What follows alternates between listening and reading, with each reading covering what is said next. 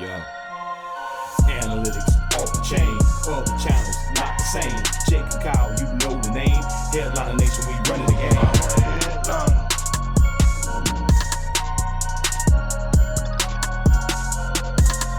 I'm a headliner.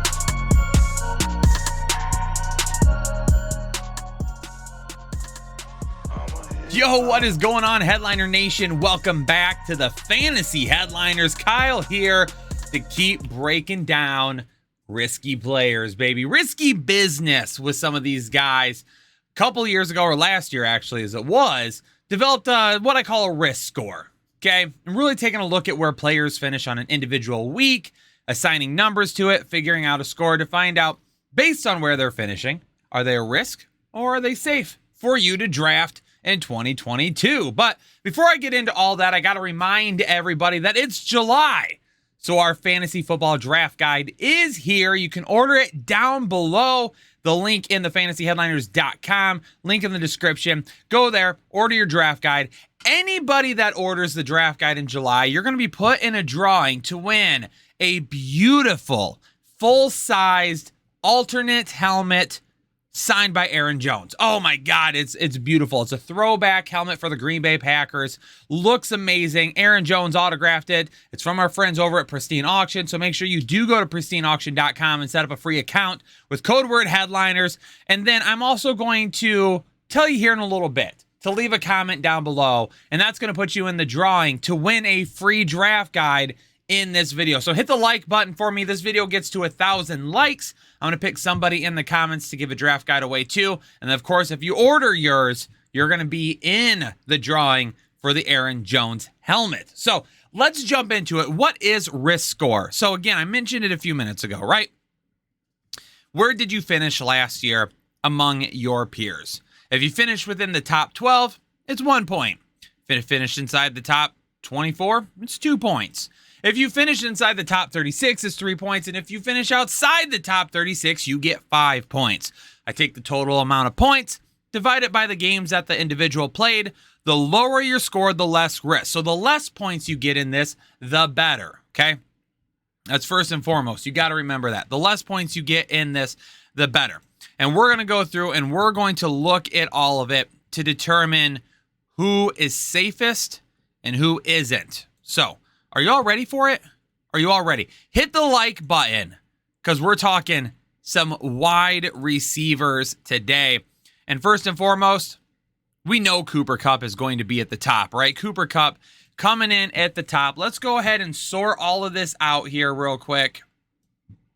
And let's check and see who had the most wide receiver one, the most top 12 finishes last year.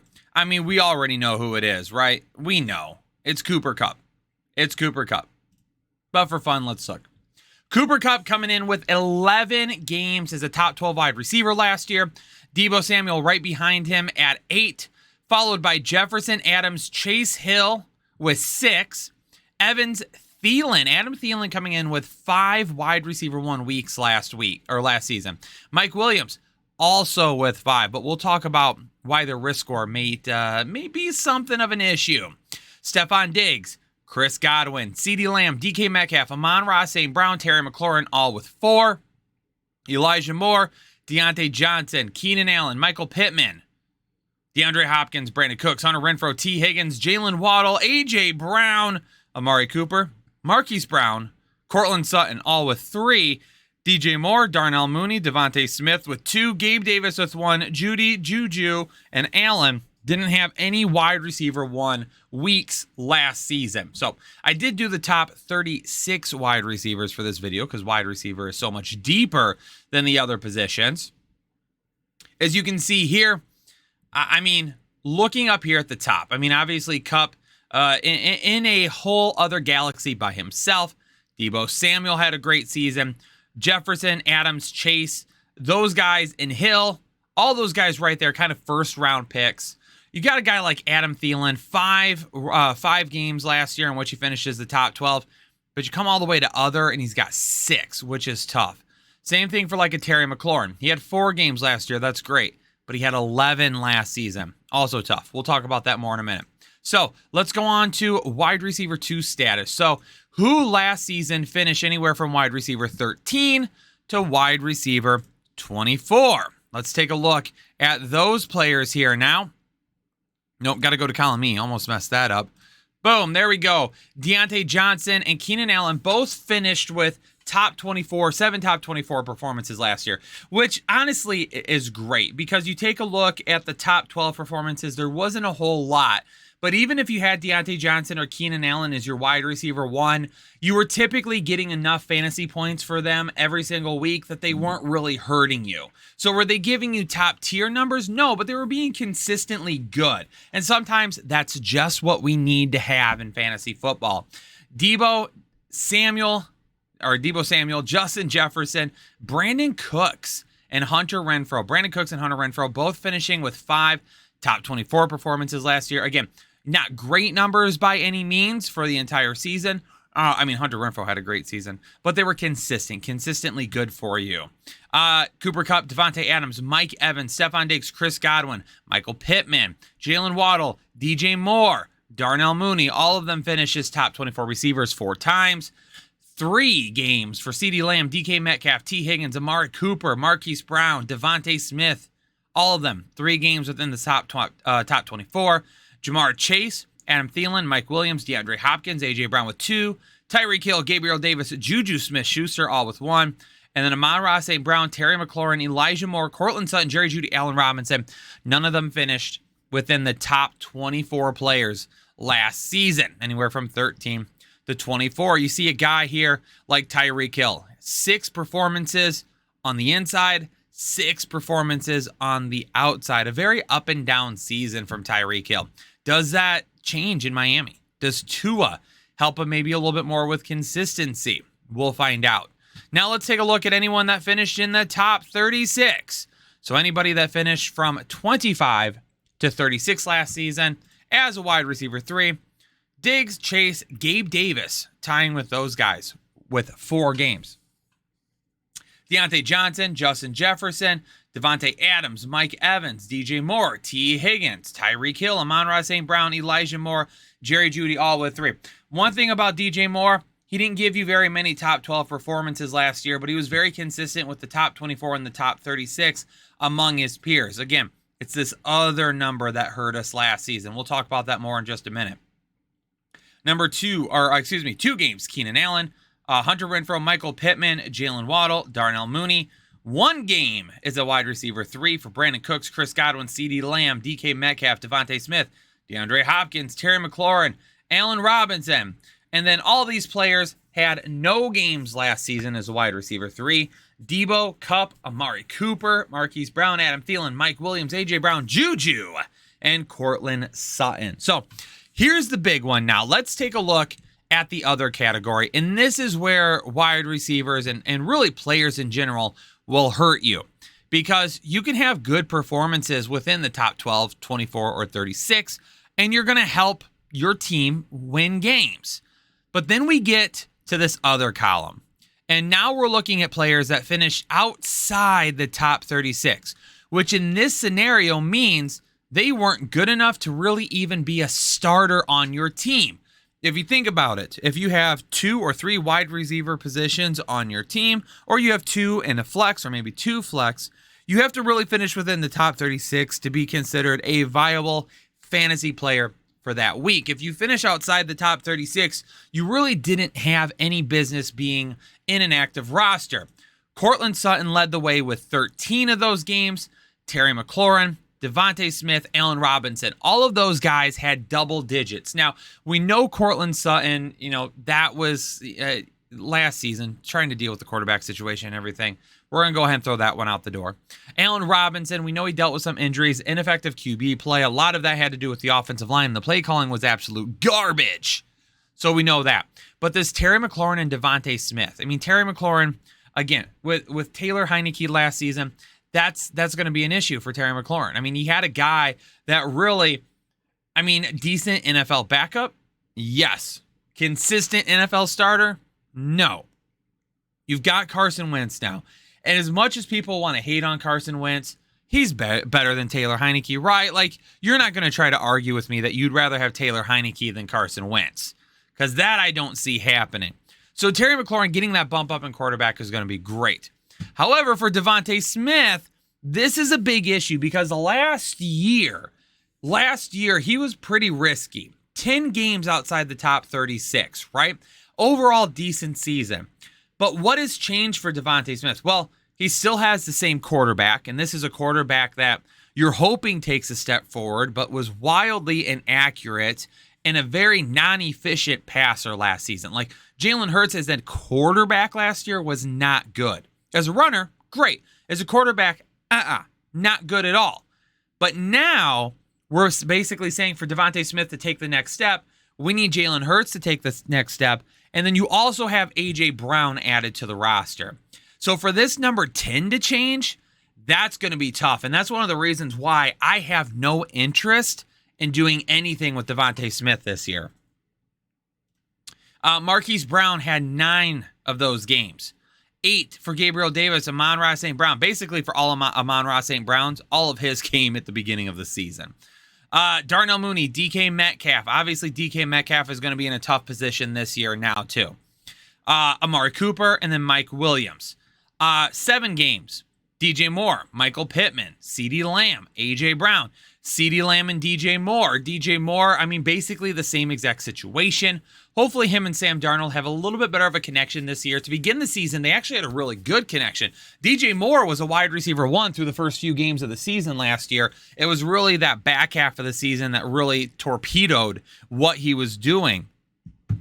And then on top of that, when we talk about a guy like CeeDee Lamb, no more Amari Cooper this season, hopefully that ends up helping him in terms of more volume coming his way. But will those performances still be up and down, knowing that he's going to face some double team coverage and he's going to be facing the cornerback 1 every week? Tyreek Hill, Jerry Jeudy, Hunter Renfrow, Jalen Waddle, Brandon Cooks, and Adam Thielen all with 6 games. T. Higgins and Chris Godwin with 5. 4 for Jamar Chase, DeAndre Hopkins, Juju Smith-Schuster, and Mike Evans. This is, again, too, why I love T. Higgins and Jamar Chase, but no, they are going to be a pain in the butt at points, because for T. Higgins, 5 games outside the top 36. For Jamar Chase, 4 games outside the top 36. When you put that up against a Cooper Kupp or a Deebo Samuel or a Devontae Adams or a Justin Jefferson, that's going to be more. So for me, that is an issue for me. Again, we're going to have some of those inconsistent performances from those guys. It absolutely will happen. There's no way around it. Your big weeks are going to win you some weeks. Your low weeks are going to lose you some weeks. Now let's undo all this and let's take it all the way back to the very beginning so we can see our risk score. And there you have it. At the very beginning, Cooper Kupp, nobody's surprised by that. Deebo Samuel coming in right after him. Both of those guys finishing lower than 2 with their risk score. I mean, Kupp absolutely dominated last season. Deebo, that will be different to see. That will be interesting to see what happens with him. Do I still feel like he's utilized in some of the same ways? Yes. Just not like as a true running back. Some of those same catches out of the backfield, different screens, short routes. That's what Deebo Samuel is good at. That they don't need to stop doing. But a lot of those rushing touchdowns we saw last year, those are probably going to disappear. We'll see if that risk score goes up this year. Justin Jefferson, Devontae Adams, Deontay Johnson, I mean, finds himself up here again. Really the biggest thing with Deontay Johnson is he just gets so much volume. Again, these 7 games as a top 24 wide receiver really saves people because he's not really putting up the type of points that will win you any type of week, but he's putting up enough points that he's not going to lose you a week either. Mike Evans, Keenan Allen, Jamar Chase ends up being a little bit lower. And again, that's because he has these 6 top 12 performances, but it was really boom or bust. 6 in the top 12, only 2 as a wide receiver 2, 8 total games where he scored outside of wide receiver 2 status. Same thing goes for Stephon Diggs. Didn't have as many wide receiver 1 performances, had a couple more wide receiver 2 performances, but these 8 games for these 2 guys where they finished outside of the top 24 wide receivers really made them riskier last year than what we would have liked to see. Chris Godwin throwing in a decent number here, even though he ended up getting injured later in the season. Tyreek Hill finishes out right before we get to the threes. Michael Pittman just barely at 3, 7 games in the other category. I do expect him to potentially take more of a step forward this season. Hopefully he does, and he turns some of that 7 over to the top 36 and top 24. That's going to make him a lot less risky. Adam Thielen. Adam Thielen is another guy like we just talked about. Either gave you top 24 numbers or gave you numbers that you couldn't use. I like Adam Thielen given how low his ADP is this year, but I'm not willing to go a lot higher than that right now because if he doesn't score, it's going to be a disaster. Essentially, you're just betting on a lot of touchdowns from Adam Thielen. Is your wide receiver 3 or 4? Great. Love it.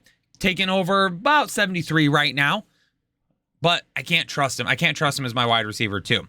DeAndre Hopkins in only 10 games last year had some up and downs. Brandon Cooks and Hunter Renfrow talked about them. Had some decent games, but again, those 6s really hurt them there. T. Higgins is going to be up and down. Jalen Waddle will probably have a risk score similar this year to what we saw last year. We might see some bigger performances out of him, but it could end up being like some Jamar Chase-esque performances where, yeah, the dude absolutely lights it up, great week, but then there's other weeks where like Tyreek Hill gets it, and it just doesn't translate into great numbers for Jalen Waddle. That can end up happening a little bit more often, but I do expect his risk score to maybe bump up a little bit. CeeDee Lamb, is he going to be able to take that step forward as the wide receiver 1? Mike Williams was great to begin the season. It was that midpoint that things really started to shift for him. DK Metcalf, Elijah Moore, DJ Moore, AJ Brown is the first name to kind of drop into this yellow category here. All of these guys last year, significant performance issues in terms of just staying consistent with what they were doing. Brown, Cooper, Darnell Mooney, Amon-Ra St. Brown. Now, Amon-Ra St. Brown, I will say that this is largely attributed to the beginning of a season. It was the end of the season that really helped boost him up. But we've got to remember with Amon-Ra St. Brown, TJ Hawkinson is now healthy. They added DJ Chark. Who knows what they'll do with DeAndre Swift. If they get him as many pass catches as they did at the beginning of the season, that could end up hurting. They drafted Jameson Williams. Will he be ready to go this year? Amon-Ra St. Brown is very risky for me this season. Marquise Brown, Devontae Smith, talked about him. Really, I can't draft Devontae Smith this year. Terry McLaurin, I'll give another shot with Carson Wentz. Gabe Davis, Cortland Sutton, Jerry Jeudy, Juju obviously in limited action last year, and Allen Robinson. So, this is what we've got right here. At the wide receiver position, I believe you're going to find more variance than any other position because it is a position that can score at will a lot of different times. And that's what makes drafting wide receivers a little bit later so effective, because as long as you get a little bit of a mixture of safe and risk, you're going to have some guys that offset each other. And when you get the big risks and you get the big weeks, you can nail them home, bring that dub home. When you get those low performances, hopefully you had some safety to kind of help you out there. So my question for all of you is Deontay Johnson. How are we feeling about him this year? If you want a chance to win a free draft guide, I'm going to need you to leave a comment down below. We need at least 1,000 likes on the video for us to give away a draft guide. But how are you feeling about Deontay Johnson? Right now, being drafted at number 38 overall, ahead of guys below him in Mike Evans, Keenan Allen, Stephon Diggs, and Tyreek Hill. Would you take Deontay Johnson over any of those guys that I just discussed? Hill, Diggs, Adam, Evans. Would you take him over any of those guys? Let me know in the comments down below why. If you do leave a comment and we get 1,000 likes on the video, I'm going to pick somebody to win a draft guide for this video. So make sure you do that before you get out of here. The likes always help a ton. Appreciate everybody stopping in to watch this video. Hopefully you're enjoying this series right now. Absolutely love doing this series. Loved it last year. Had great feedback. Decided to do it again this year. So hopefully y'all are out there by the pool, relaxing, maybe shooting some golf right now, enjoying your 4th with a cookout. Hopefully everybody stays safe and healthy, and I will make sure that I catch you all on the next episode of the Fantasy Headliners. Analytics off the chain, other channels not the same. Jake and Kyle, you know the name. Headliner Nation, we running the game. Y'all stuck on 3rd down. Your content's plain Jane. Headliners on top now. We gonna move and change. Podcast off the rip. Draft guide, so legit. Fantasy world, our game tight. We about that chubb life. Stuck in a rut and you need some motivation. Head to the channel for this Headliner Nation. I'm a headliner.